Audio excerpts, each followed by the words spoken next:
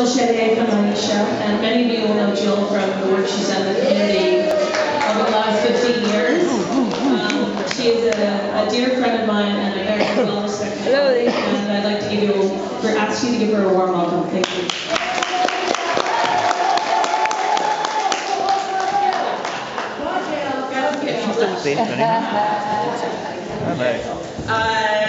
Thanks for having me, Coco. This is really a pleasure. I'm really excited to be able to be here and to talk about the AESHA project and the work that we've been doing.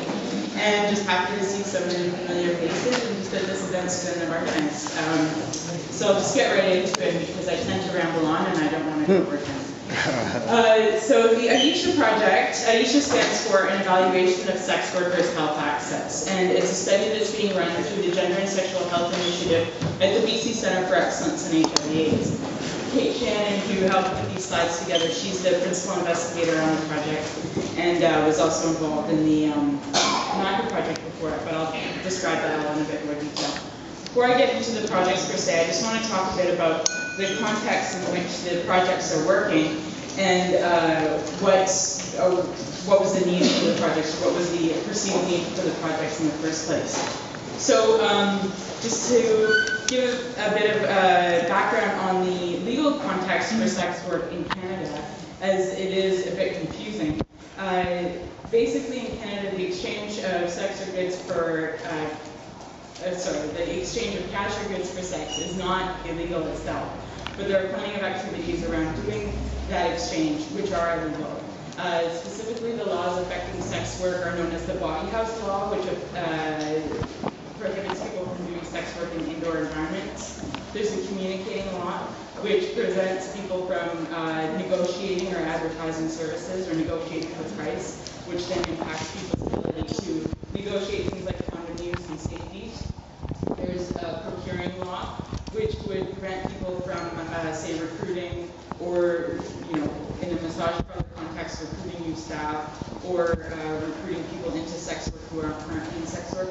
And living off the avails, which would keep anybody from spending the money that they earn.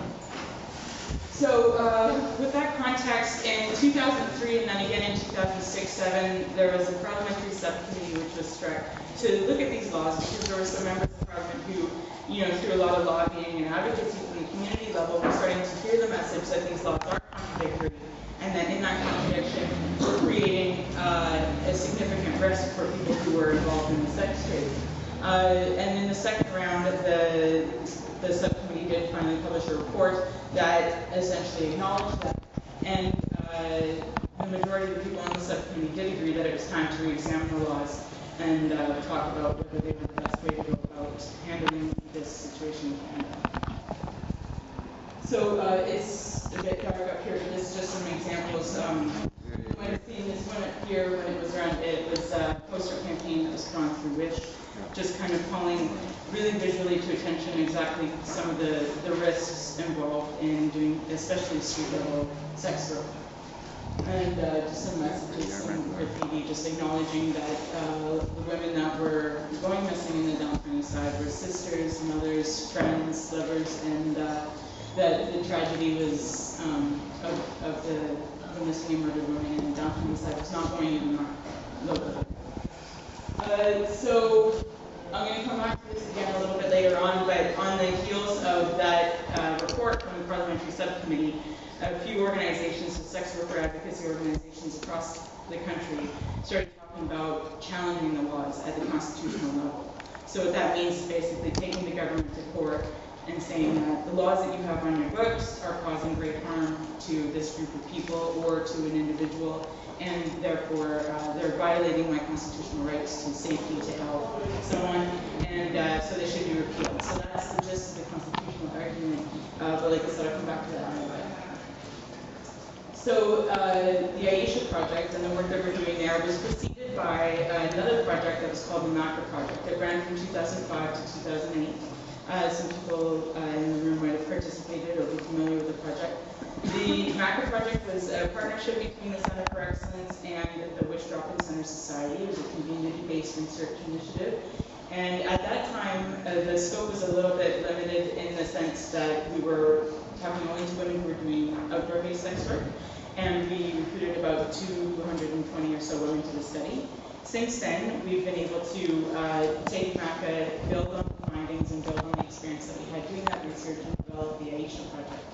So AESHA project is a longitudinal cohort study, so that's a big research job for basically a 5-year long study. Everybody who's enrolled in the study, we want to see them every 6 months for 5 years, so we can kind of see what impact certain, like for example, with the constitutional challenges having moved forward, and VPD's rolling out new policy as to how policing is going to be done around sex work in this city anyways. We want to be able to look at what impact is that going to have on women's health, on their ability to access health services, on their ability to implement harm reduction in their own lives.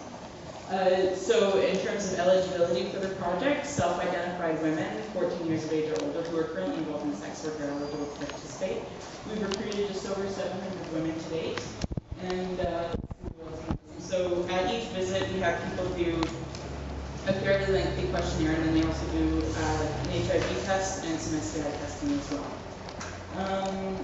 To give you an idea in terms of the scope of the project and the questions that we're asking, we're really trying to learn as much as we can about the real lived experiences of women who are doing sex work in the city, Metro Vancouver, I should say. We're not confined by the city of Vancouver. And essentially the project is going to evaluate structural, physical, and social factors and how that might act to either increase or decrease risk for HIV or STIs amongst women, as well as gender-based violence. And I should mention too that the study is funded by the National Institute of Health in the States and CIA. Right. So this is a list of some of our the members of our community advisory board and some of our community partners. It's very important to us, especially with the background of the community-based research partnership that we have with WISH, that we move forward in a way that's really in concert with the many people in the community that we've been working with through the research that we've been doing, but also less formally, just that we know have been doing, been very active in the struggle for sex workers' rights. So to that end, we have a community advisory board which meets at least twice a year, and at that point we kind of let people know what's going on with the research and get some feedback, also about maybe some places that we need to direct our research focus as well, just trying to incorporate as much of that on-the-ground experience from both service providers and women themselves into the research on an ongoing basis. And further to the Community Advisory Board, we do try to, where possible, engage in more active partnerships with some of our members. Just as an example, Sex Workers United Against Violence, which is a group that we work with closely, was recently funded to do a grant, some Know Your Rights cards for sex workers, and we're going to be helping them develop those cards. Thanks for this. So just to give you an idea of the structure of the project and how we see the relationship between research and the community and the public, as well as policy. So this Community Advisory Board, as I mentioned, and then so commentaries, editorials, op-eds. So many of the people who are involved in the project, different investigators, students, and staff members have often responded to some of the things that are happening in the public arena, such as the different stages of the constitutional challenge, as I mentioned, by writing letters to the editor or just articles in magazines, trying to get this evidence-based approach out there, really speaking to some of the moral panic that goes on around sex work, and trying to encourage people to move from ideologically driven decision-making around policy when it comes to sex workers to more evidence-based.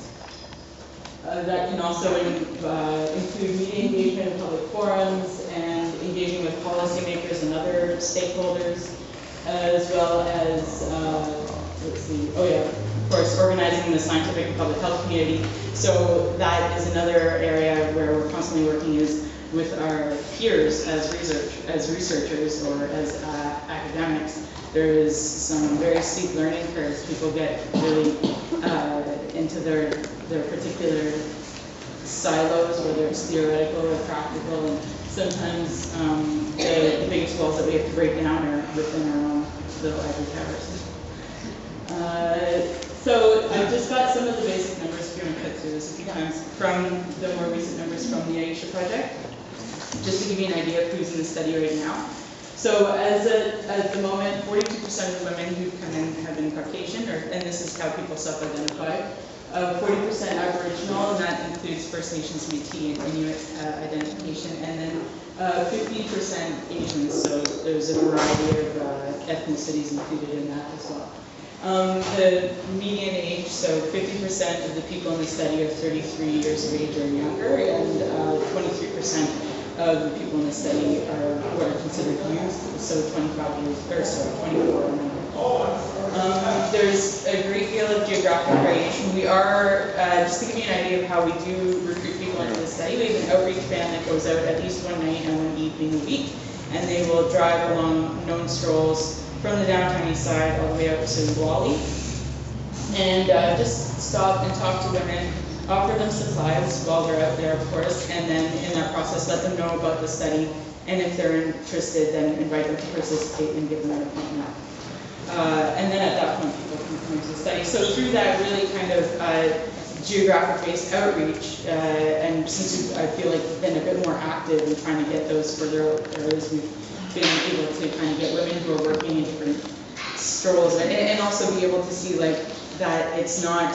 I think there's this idea among service providers or researchers that people will pick an area and stick to it. Like a downtown east side sex worker is just a downtown east side sex worker. She doesn't go to other areas. That's not the case. People are working all over the place in Metro Vancouver, and you know, being able to kind of spend some time in all those different areas has allowed us to see that and just be a bit more open to that mobility.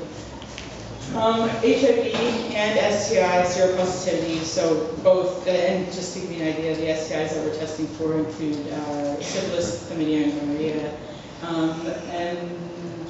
So 20%, so that's both, that's not just HIV, amongst the whole cohort. And so there's a lot of injection drug use, 85%, and 38%, sorry. Non-injection drug use is 85%, and I thought that was really high when I said 38% injection drug use.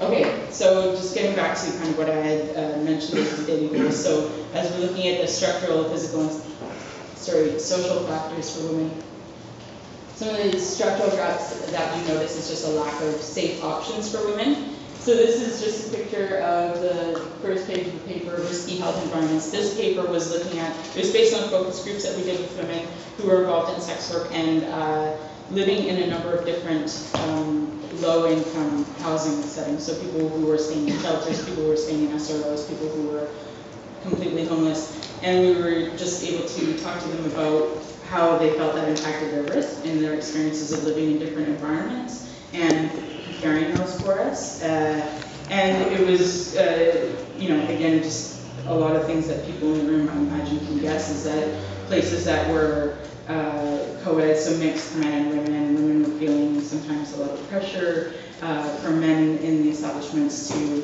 you know, provide sexual favors or to get into relationships with men because it provided them with safety, whether or not they actually wanted to be in those relationships.